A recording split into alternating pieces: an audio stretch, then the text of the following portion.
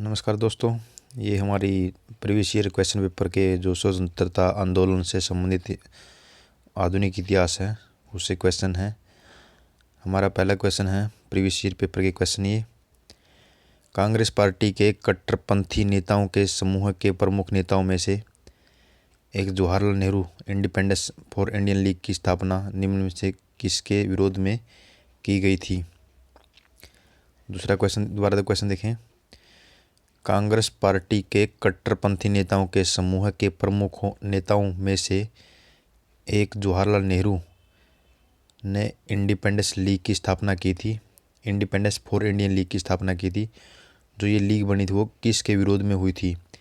वित्त आयोग, राष्ट्रीय विकास परिषद, नेहरू रिपोर्ट और भारत का संविधान।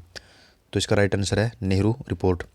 नेहरू रिपोर्ट मोतीलाल नेहरू द्वारा लाई गई थी और इसके विरोध में ही, और इस रिपोर्ट में क्या था, भारत को डोमिनियन स्टेट का दर्जा दिलाने की बात की गई थी। लेकिन जवाहरलाल नेहरू पूर्ण स्वराज्य की मांग चाहते थे और इसी के विरोध स्वरूप एक जवाहरलाल नेहरू ने इंडिपेंडेंस फॉर इंडियन लीग की स्थापना की। इंडिपेंडेंस फॉर इंडियन लीग की स्थापना ए श्रीनिवास अय्यर की अध्यक्षता में की थी। ए श्रीनिवास अयंगर की अध्यक्षता में की थी, जिसमें सुभाष चंद्र बोस तथा जवाहरलाल नेहरू सचिव थे। इसकी स्थापना नेहरू रिपोर्ट के खिलाफ में की गई थी। उन्होंने पूर्ण स्वराज्य की मांग की और देश में सामाजिक संरचना की स्थापना हेतु आग्रह किया। हमारा दूसरा क्वेश्चन है, निम्नलिखित में से कौन M.N. राय की उत्प्रवासी साम्यवादी पत्रिका थी? किसान सभा, द वर्कर, बैगार्ड, अनुशीलन। तो इसका राइट आंसर है सी, बैगार्ड। बैगार्ड M.N. राय की उत्प्रवासी साम्यवादी पत्रिका थी।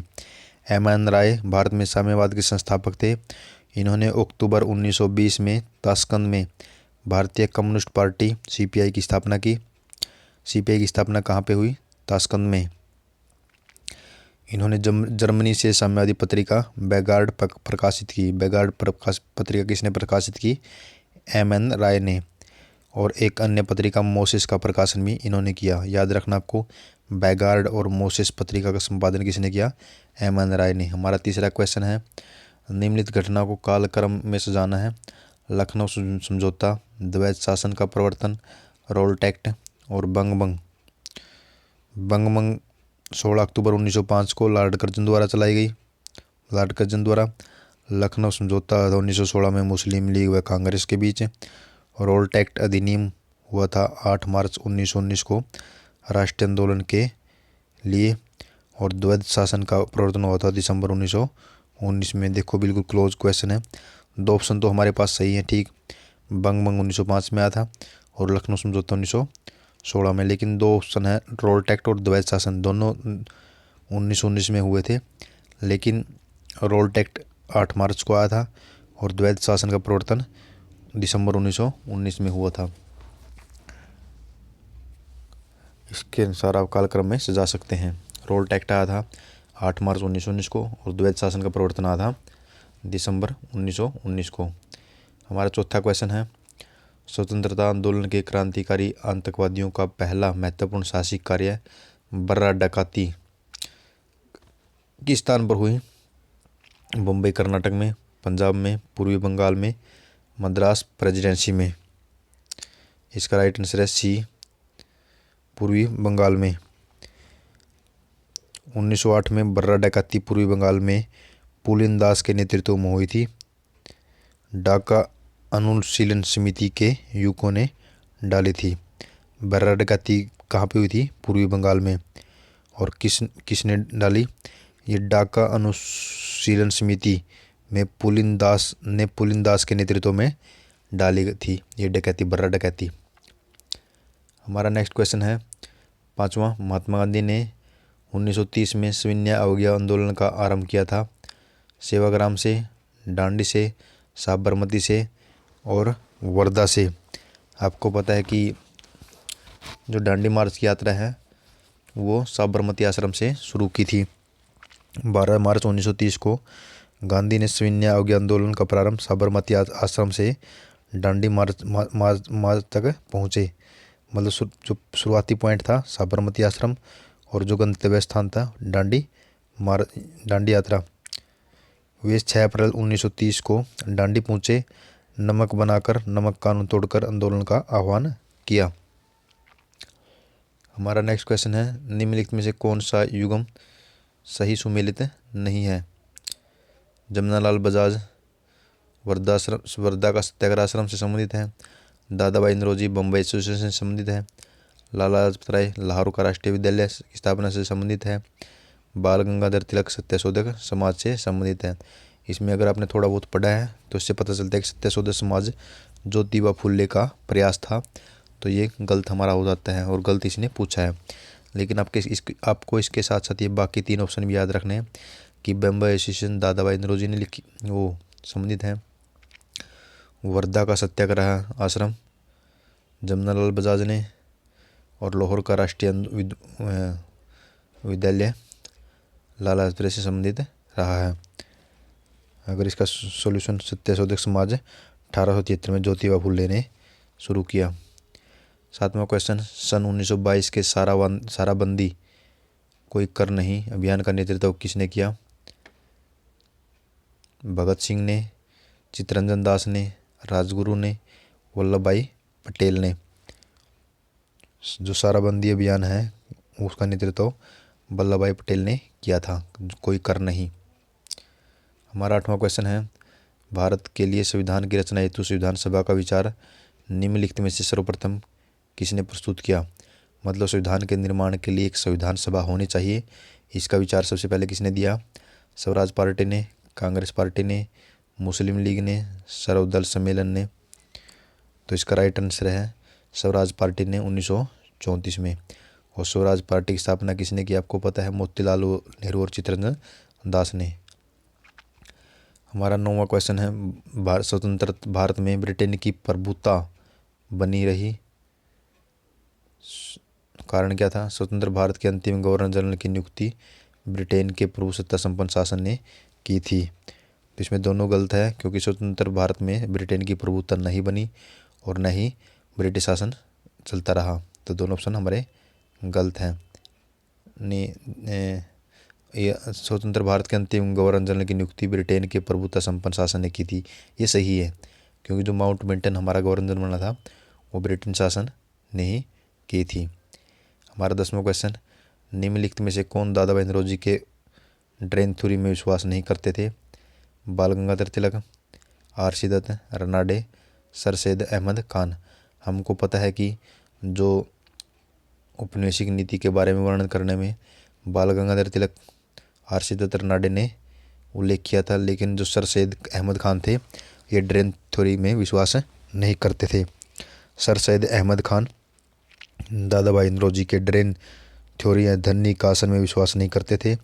दादा भाई नौरोजी ने धन निकासन सिद्धांत की व्याख्या अपनी किताब poverty and un British rule in India में की है। उन्होंने इसमें बताया कि अंग्रेज किस तरह से भारत के धन को लूटकर ब्रिटेन ले जा रहे हैं। हमारा 11वां क्वेश्चन है, भीमराव अंबेडकर का संविधान सभा में निर्वाचन हुआ था पश्चिम बंगाल से, बम्बई से, मध्य भारत से और पंजाब से। जो भीमराव अंबेडकर हैं संविधान सभा में कहाँ से नियुक्त हो, किस क्षेत्र को प्रतिनिधित्व कर रहे थे?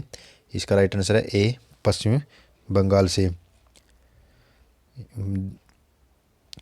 जो भीमराव अंबेडकर हैं बम्बई प्रेसिडेंसी के प्रतिनिधि थे, परंतु ये पश्चिम बंगाल की संवैधानिक सभा में चुने गए। नेक्स्ट 12वां question, the anarchical and revolutionary crime act 1919 को सामान्य बोलचाला में क्या कहते हैं? Rowlatt act, Pitt's India act, Hilbert bill, Indian arms act. तो इसका राइट आंसर है ए, इसको रोल्ट एक्ट कहते हैं, क्योंकि पिट्स इंडिया एक्ट आया था 1784 में और इंडियन आर्म्स एक्ट आया था 1878 में और हिल्बर्ट बिल आया था 1883 से 1884 के बीच। और हिल्बर्ट बिल में ही भारतीय न्यायाधीशों को यूरोपीय लोगों के मुक्त में सुनने का अधिकार दिया था, जिसका बाद में ब्रिटिश लोगों द्वारा विरोध किया गया। हमारा 13वां क्वेश्चन है 1932 की अवधि में भारत और ब्रिटेन के राजनेताओं की लंदन में हुई बैठकों का प्राय प्रथम और द्वितीय तृतीय गोलमेज सम्मेलन की रूपरेखा उल्लेख किया। जो 1930 से 32 की अवधि में भारत और ब्रिटेन के राजनेताओं की लंदन में हुई बैठकों का प्रथम द्वितीय तृतीय गोलमेज सम्मेलन के रूप में उल्लेख हुआ, उनका उसी रूप में उल्लेख गलत होगा, क्योंकि इनमें से दो में राष्ट्रीय कांग्रेस ने भाग नहीं लिया। ये सही है, क्योंकि दूसरे अधिवेशन में महात्मा गांधी ने कांग्रेस की तरफ से भाग लिया था। भारतीय राष्ट्रीय कांग्रेस को छोड़कर जिन भारतीय दलों ने भाग लिया उन्होंने पूरे भारत का नहीं बल्कि वर्गीय हितों का प्रतिनिधित्व किया। ये भी सही है। ब्रिटेन की लेबर पार्टी सम्मेलन के बीच में ही हट गई थी और सम्मेलन की कार्रवाई पक्षपातपूर्ण हो गई थी, क्योंकि ब्रिटेन की जो लेबर पार्टी है वो भारतीय हितों को महत्व देती थी। उनको बीच में हटने के कारण सम्मेलन की कार्रवाई प्रत्यक्षपातपूर्ण हो गई थी। नेक्स्ट, ये 3 अलग अलग सम्मेलन नहीं थे, अपितु यह एक ही सम्मेलन की व्यवस्था थी जो 3 सत्रों में संपन्न हुई, बल्कि ये गलत है, क्योंकि ये 3 अलग अलग वर्षों में अलग अलग सम्मेलन थे। प्रथम गोलमेज सम्मेलन लंदन में 1930-31 में आयोजित किया गया। इसमें कांग्रेस ने भाग नहीं लिया, अतः ये सम्मेलन बिना किसी परिणाम के समाप्त हो गए। तत्पश्चात द्वितीय और तृतीय सम्मेलन का आयोजन करना पड़ा। निम्नलिखित में से कौन कांग्रेस समाजवादी दल का प्रमुख नेता था? निम्नलिखित में से कौन कांग्रेस समाजवादी दल का प्रमुख नेता था? एम.एन. राय, गणेश शंकर विद्यार्थी, पट्टम ताणु पिल्लई, आचार्य नरेंद्र देव। हमको पता है कि समाजवादी दल की स्थापना आचार्य नरेंद्र देव और जयप्रकाश नारायण ने की थी। तो इसका राइट आंसर डी हो जाता है। कांग्रेस समाजवादी पार्टी की स्थापना 1934 में की थी, कांग्रेस के ही बैनर तले। जेपी नारायण, आचार्य नरेंद्र देव, बसावन सिंह और योगेंद्र शुक्ला द्वारा की गई थी। ये नेक्स्ट क्वेश्चन 15वां, ये सही सुमेलित करना है। Surendra Nath Banerjee, Mahatma Gandhi, Subhash Chandra Bose, Lala Lajpat Rai. Hind Swaraj, the Indian struggle, autobiographic writings, a nation in making. देखो, हिंद स्वराज हमको पता है कि महात्मा गांधी ने लिखी थी, तो बी का 1 आएगा। और the Indian struggle Subhash Chandra Bose ने लिखा था, सी का 2 आएगा। और a nation in making Surendra Nath Banerjee ने लिखी थी, तो ए का 4 आएगा। तो इससे राइट आंसर क्या होगा? सी, 15 का C. A nation in making Surendra Nath Banerjee ने, और हिंद स्वराज महात्मा गांधी ने, the Indian struggle Subhash Chandra Bose ने, और ऑटोबायोग्राफिक्स राइटिंग्स लाला लाजपत राय ने। हमारा नेक्स्ट क्वेश्चन है, जवाहरलाल नेहरू के विषय में निम्नलिखितों पर ध्यान दीजिए। वे 1947 में कांग्रेस दल के अध्यक्ष थे। उन्होंने संविधान सभा की अध्यक्षता की। वर्ष भारत की स्वतंत्रता से पूर्व उन्होंने संयुक्त प्रांत में प्रथम कांग्रेस प्रतिनिधि मंत्रिमंडल बनाया।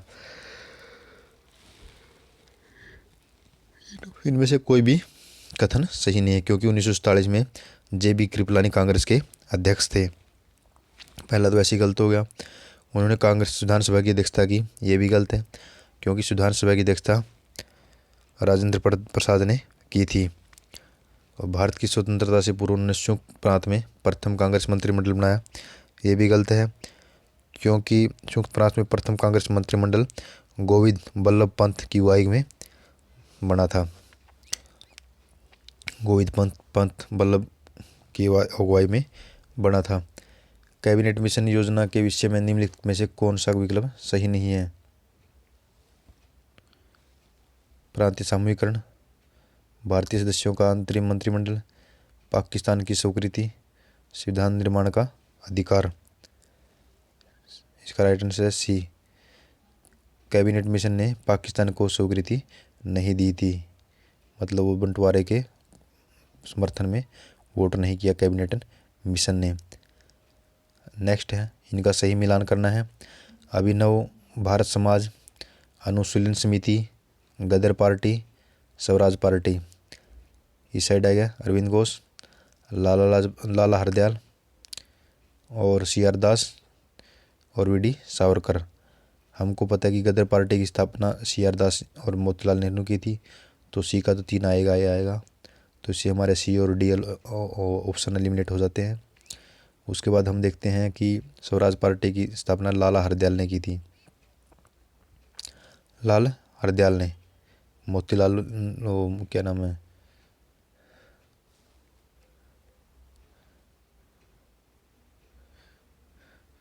स्वराज पार्टी की थी CR दास ने, CR दास और मोतीलाल नेहरू ने।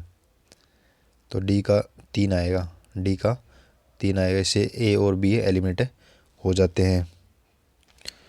और स्वराज पार्टी की थी मोतीलाल नेहरू और सी दास ने, और गदर पार्टी से संबंधित है लाला हरदयाल, C का 2 आएगा, C का 2 आएगा। और जो अनुशीलन समिति और अभिनव भारत समाज, ये दोनों भी मिलते जुलते हैं। अनुशीलन समिति अरविंद घोष ने और अभिनव भारत VD सावरकर ने। आप इसको ऐसे याद रख सकते हैं, अभिनव में वह आता है और VD सावरकर में वी वह आता है। अनुशीलन समिति अरविंद घोष ने, अनुशीलन अरविंद घोष। हमारा 19वां क्वेश्चन है, ये भी सही मिलान करना है। 1883, 1906, 1927, 1932। व्हाइट हॉल से सांप्रदायिक पंचायत की घोषणा, हमको पता है इसकी घोषणा 1932 में की थी, तो D का तो एक ही आएगा। इससे हमारे ऑप्शन A और ऑप्शन B एलिमिनेट हो जाते हैं। अखिल भारतीय देशी राज्य प्रजा की परिषद की स्थापना, ढाका में मुस्लिम लीग की स्थापना, इसका भी पता हमको, इसका 1906 में। B का 3 आएगा, B का 3 आएगा, तो हमारा ऑप्शन A ही होता है। अक्सर होने से हमारा A का 4 आएगा, मतलब कलकत्ता में राष्ट्रीय सम्मेलन का प्रथम अधिवेशन 1883 में हुआ।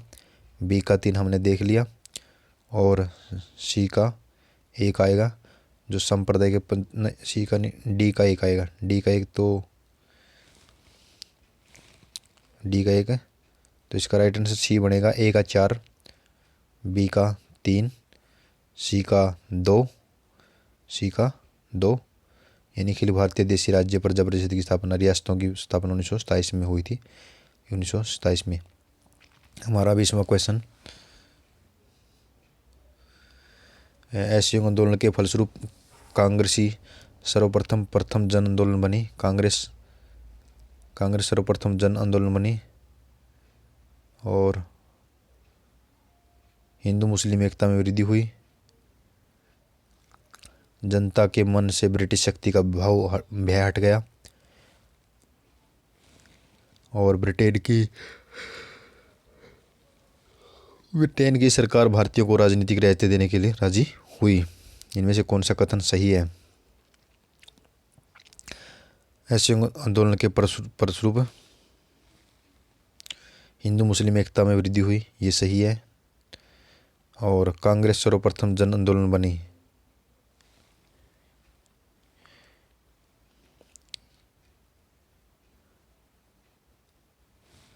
इससे जनता को ब्रिटिश का भय हट गया, ये भी सही है। ब्रिटिश सरकार ने रियायतें देने के लिए राजी हुई, ये गलत है। अगर हम 4 को निम्नलिखित करते हैं तो हमारा ऑप्शन 1, 3 और 2, 3 आएगा, तो 2, 3 वैसे ही ठीक है, तो इसका आंसर होगा B। असहयोग आंदोलन और खिलाफत आंदोलन 1920 में आरंभ हुआ। इसमें मुस्लिम लीग की हिंदू मुस्लिमों की भारी संख्या में भागीदारी हुई, जिससे उनके बीच में एकता बढ़ी। भारत के स्वतंत्रता प्राप्ति के बाद निम्नलिखित में से किसने सुझाव दिया कि भारतीय राष्ट्रीय कांग्रेस को समाप्त कर दिया जाए? भारत के स्वतंत्रता प्राप्ति के बाद निम्नलिखित में से किसने सुझाव दिया था कि भारतीय राष्ट्रीय कांग्रेस को समाप्त कर दिया जाए?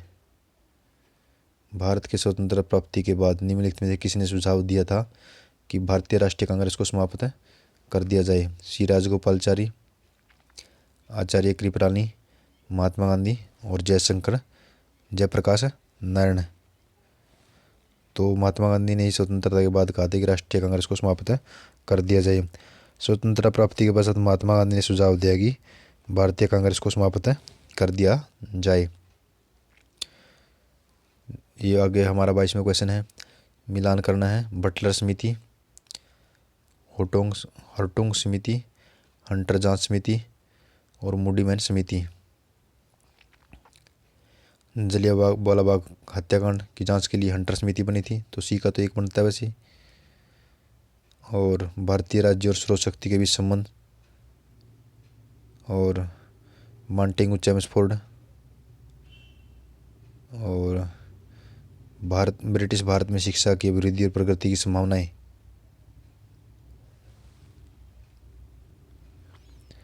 हमको पता है कि जो बटलर समिति बनी थी वो भारतीय राज्य और स्रोत शक्ति के बीच में संबंध है, रियासतों के बीच संबंध से संबंधित है। होर्टुंग समिति बनी थी ब्रिटेन भारत में शिक्षा की अभिवृद्धि और प्रगति की संभावनाओं को देखने के लिए, होर्टुंग समिति। और हंटर हमको पता है जलियांवाला बाग हत्याकांड की जांच के लिए बिठाई गई थी। और मूडीमैन समिति मांटेगू चेम्सफोर्ड सुधार से संबंधित है।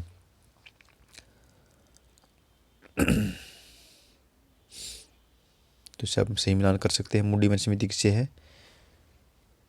मांटेगू चेम्सफोर्ड से संबंधित है। बटलर राज्य और रियासतों के बीच में संबंधित है। होर्टुंग शिक्षा की अभिवृद्धि से संबंधित है। हमारा 23वां क्वेश्चन, 18 वर्ष की आयु में स्नातक की, 20 वर्ष की आयु में प्रोफेसर बने, सुधारक के साथ साथ संपादक बने, 25 वर्ष की आयु में सार्वजनिक सभा और प्रांतीय सम्मेलन के मंत्री बने, और 29 वर्ष की आयु में राष्ट्रीय कांग्रेस के मंत्री बने, 31 वर्ष की आयु में रॉयल कमीशन के समक्ष अग्रणी गवाह, 34 वर्ष की आयु में प्रांतीय विधायक, 36 वर्ष की आयु में इम्पीरियल विधायक, 39 वर्ष की आयु में भारतीय राष्ट्रीय कांग्रेस के अध्यक्ष, एक देशभक्त जिसे महात्मा गांधी ने अपना स्वयं का गुरु बनाया। महात्मा गांधी ने स्वयं अपना गुरु बनाया। इस शब्दों के बारे में किसके बारे में? इसका राइट आंसर है गोपाल कृष्ण गोखले, क्योंकि इसमें एक ट्रिक है कि महात्मा गांधी ने स्वयं अपना गुरु बनाया। महात्मा गांधी ने अपना गुरु बनाया था गोपाल कृष्ण गोखले को। गोपाल कृष्ण गोखले ने किसे बनाया? महावीर गोविंद रानडे को गुरु बनाया। तो इससे राइट आंसर सी आता है। 24वां सही से मिलान करना है। मिंटो मार्ले सुधार, साइमन कमीशन, चोरा चोरी घटना, दांडी मार्च। मार्लो मिंटो सुधार देशव्यापी आंदोलन, असहयोग आंदोलन को वापस लेना। चोरा चोरी घटना के बाद असहयोग आंदोलन को वापस ले लिया, सी का 2। और सांप्रदायिक निर्वाचन क्षेत्र, नमक का अवैध निर्माण दांडी मार्च से संबंधित है। साइमन कमीशन, मार्ले मिंटो सुधार।